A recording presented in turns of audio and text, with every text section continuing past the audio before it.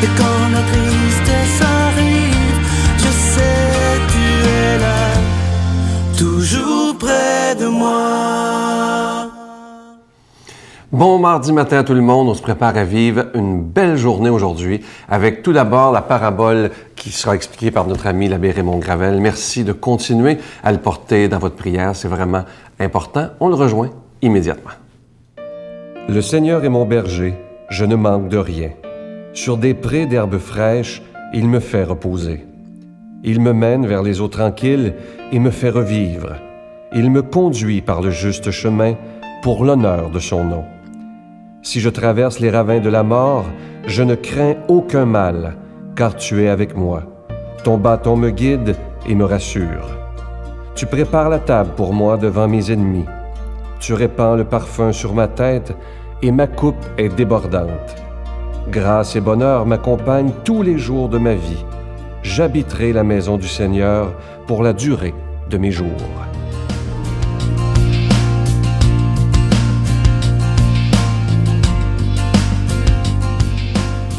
Bonjour.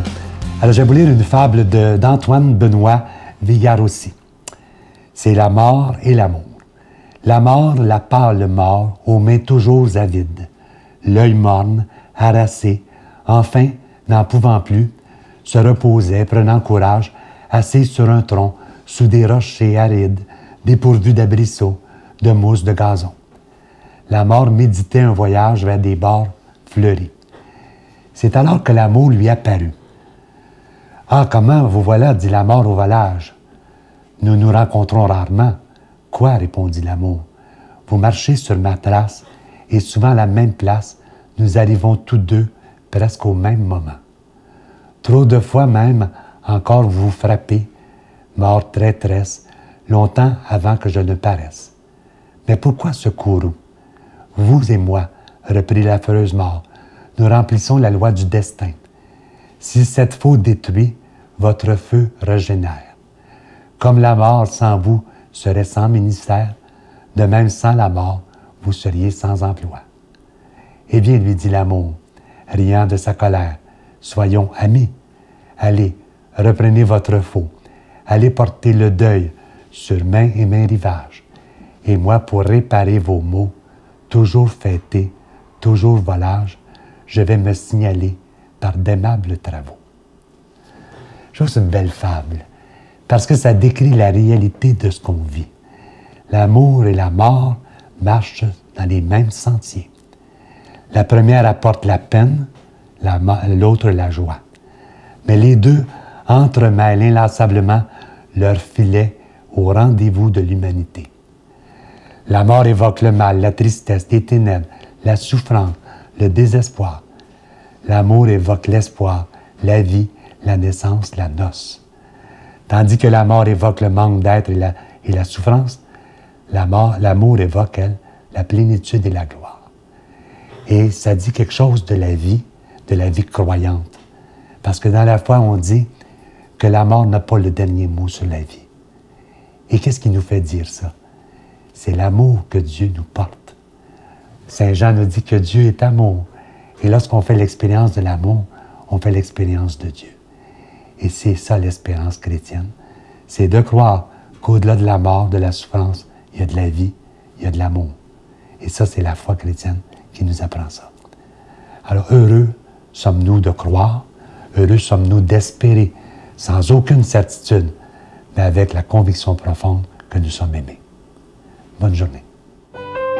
Notre Père qui es aux cieux, que ton nom soit sanctifié, que ton règne vienne, que ta volonté soit faite sur la terre comme au ciel.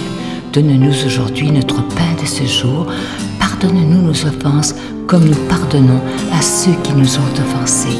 Ne nous laisse pas entrer en tentation, mais délivre-nous du mal, car c'est à toi qu'appartient le règne, la puissance et la gloire pour les siècles des siècles. Amen. Si vous saviez comment je suis content de vous présenter le cadeau du mois de février, c'est pas mon idée, c'est une idée du bon pape François. Il y a quelques mois, sur la place Saint-Pierre, il a parlé, vous allez le voir à l'écran, de cette boîte de médicaments spirituels qui s'appelle Miséricordia. Et il a dit aux gens qu'il fallait prendre ce médicament à tous les jours parce que c'est bon pour l'âme, c'est bon pour le cœur et les effets secondaires sont l'amour, le pardon, la charité. Et il dit aussi ceci, je vais prendre ma feuille, parce que dans cette boîte-là, il faut que je vous dise qu'il y a un chapelet de la miséricorde, un chapelet qu'on appelle le chapelet de la miséricorde. Et les grains, au lieu d'être des grains normaux, c'est des grains en forme de cœur. Alors, c'est le chapelet de la miséricorde. Vous avez une image de Jésus miséricorde et les instructions pour dire ce chapelet tout à fait spécial, Miséricordia, une belle invention du pape François.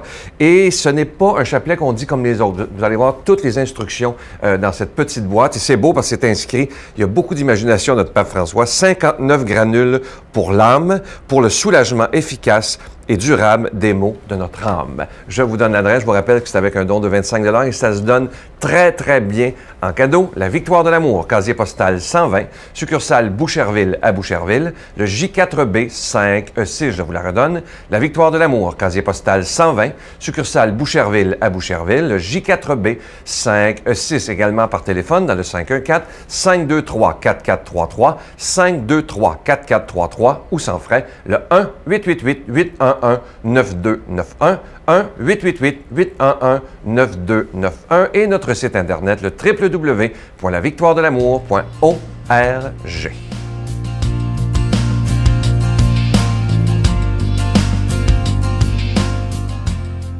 Mon Dieu, donnez-moi la sérénité d'accepter les choses que je ne peux changer, le courage de changer les choses que je peux et la sagesse d'en connaître la différence. Amen. Aujourd'hui, la parole de Dieu sera proclamée par notre ami l'abbé Daniel Gilbert.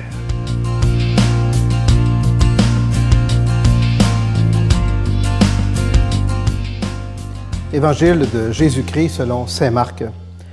Jésus regagna l'autre rive et une grande foule s'assembla autour de lui.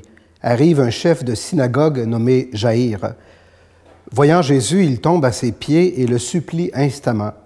« Ma petite fille est à toute extrémité. Viens lui imposer les mains pour qu'elle vive. » Jésus partit avec lui et la foule qui le suivait était si nombreuse qu'elle l'écrasait. Or, une femme qui avait des pertes de sang depuis 12 ans, ayant appris ce qu'on disait de Jésus, vint par derrière dans la foule et toucha son vêtement.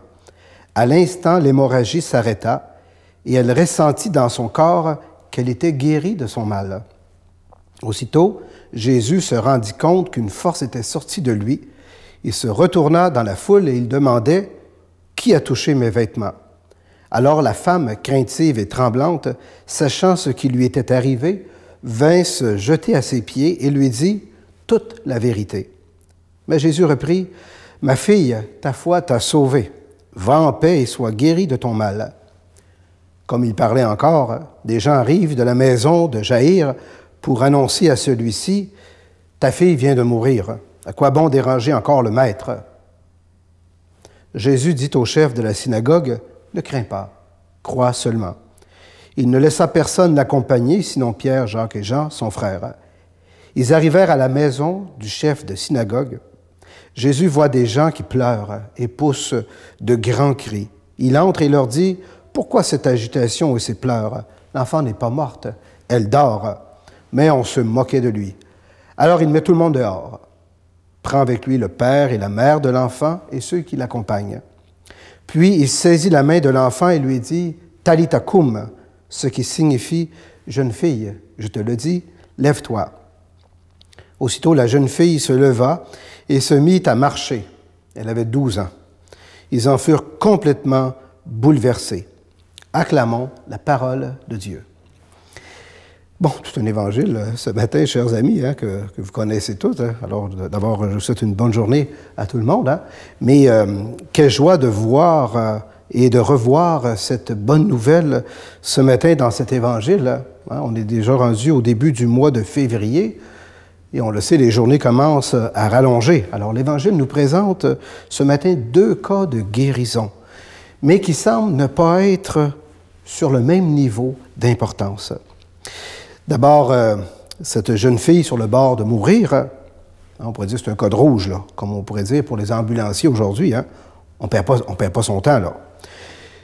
Vous savez, j'ai suivi une formation en secourisme dernièrement et j'ai compris que dans des situations extrêmes, chaque seconde compte si on veut pouvoir sauver une vie.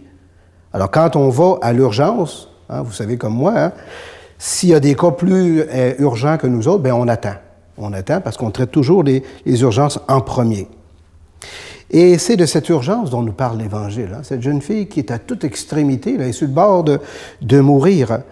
Mais voilà qu'arrive un autre cas, de bien moins d'importance. Hein. Cette femme, ça fait 12 ans qu'elle a des pertes de sang. On pourrait dire qu'elle aurait pu attendre encore quelques heures, puis quelques jours, puis elle ne serait pas morte de ça. Hein. Mais qu'est-ce que Jésus va faire? Jésus va s'arrêter. C'est comme si le temps s'arrêtait parce qu'il veut savoir qui l'a touché. Cette personne-là qui l'a touché, c'est une fille de Dieu. C'est quelqu'un d'important. Aux yeux du Seigneur, toutes les personnes sont importantes. Hein, toutes les situations, peu importe les petits bobos qu'on a puis les gros bobos, là, aux yeux du Seigneur, tout ça est important. Pourquoi? Parce que Jésus, il est le maître de la vie. Et il intervient là où il y a des besoins. Cette femme-là va lui expliquer toute la vérité. Alors imaginez-vous tout le temps que ça a pris ça à Jésus, hein? Mais il prend le temps de l'écouter. Et il va la sauver. Mais après ça, il se remet en route. Et il va aller trouver cette jeune fille-là. Même si on lui dit, ça ne vaut plus la peine, elle est morte. Jésus se rend quand même. Il met tout le monde dehors, puis il dit, voilà, Talitha koum. Talitha koum qui veut dire, lève-toi. Vous savez, le verbe koum en hébreu veut dire se lever.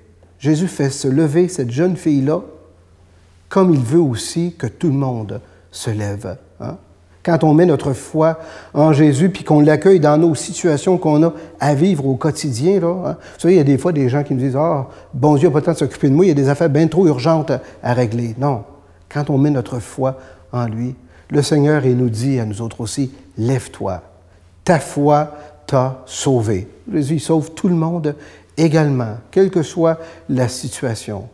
Chers amis, n'hésitez pas je dirais, à court-circuiter le projet de Dieu là, en vous immisçant là, dans ses affaires pour lui demander son aide, parce qu'il est toujours là pour nous aider. On le voit à travers cette femme et à travers cette jeune fille ce matin. Alors, quelles que soient les situations que vous vivez, on va demander au Seigneur qu'il fasse descendre sur vous toutes ces bénédictions qui vont vous permettre, vous autres aussi, de vous lever, Talitha koum, et d'aller dans la foi. Au nom du Père et du Fils et du Saint-Esprit. Amen. Je vous salue Marie, pleine de grâce. Le Seigneur est avec vous. Vous êtes bénie entre toutes les femmes, et Jésus, le fruit de vos entrailles, est béni. Sainte Marie, Mère de Dieu, priez pour nous pauvres pécheurs, maintenant et à l'heure de notre mort. Amen.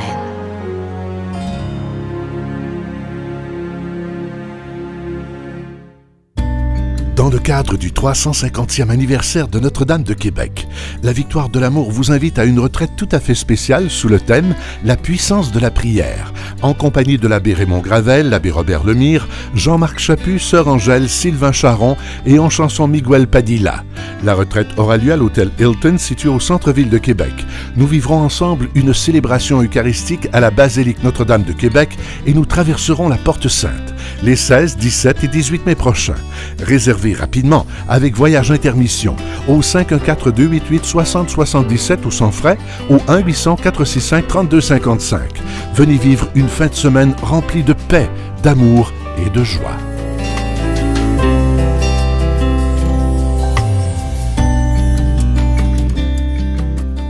Il me reste que le temps de vous dire bye-bye, à demain. Il a fallu l'avouer. Si on voulait être bien dans tout ça. Mais je pense que c'était le plus dur. Ah oui? C'était vraiment de se l'avouer nous-mêmes.